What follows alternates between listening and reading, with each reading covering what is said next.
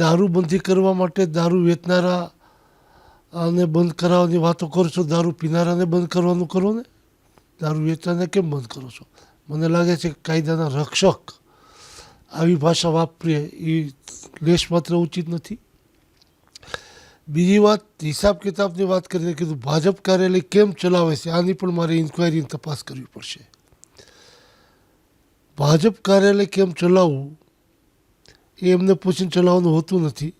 જ્યાં સુધી અમે જાહેર જીવનમાં જીવતા છીએ ત્યાં સુધી ભાજપ કાર્યાલય પર કોઈ પણ આંગળી ચીંધશે તો લેશ માત્ર સહન કરીશું નહીં.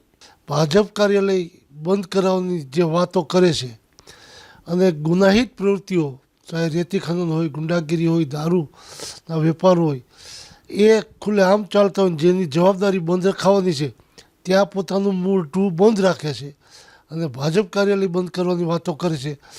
આવા એસપી અને એની સાથે સંકળાયેલા તમામ લોકો સામે પૂરી વિગતો લઈને જે જ્યાં પ્રવૃત્તિ ચાલે એ હું ભેગી કરીને સરકારમાં રજૂઆત કરીને આની સામે કાયદેસર પગલાં, જે કોઈ ગુનાહિત હોય એની સામે કાયદેસર પગલાં લેવા સરકારમાં રજૂઆત કરીશ. કે પાર્ટી કાર્યાલય ભારતીય જનતા પાર્ટીનો કાર્યકર્તા પોતાની જાતે ચલાવે છે. બહુ થાય કદાચ તો બાર્ગેનિંગ કાર્યકર્તાની અંદર કરીને પણ ચલાવે છે, નહીં કે તમારી જેમ રેતીના કે દારૂના હપ્તા લે અને તમે જે એસો આરામ કરો છો એવું નથી.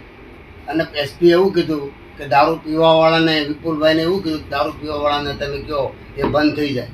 એ જવાબદારી વિપુલભાઈ દુધાતની છે કે પોલીસની છે? પહેલાં તો પોલીસને દારૂ જે વેચે છે ને એને બંધ કરાવો એટલે ઓટોમેટિક પીવાવાળા બંધ થઈ જાય. તમે દારૂના બુટલેગર પાસેથી હપ્તા લ્યો છો અને દારૂ પીવે એને પકડીને એની પાસેથી પણ પૈસા લ્યો છો.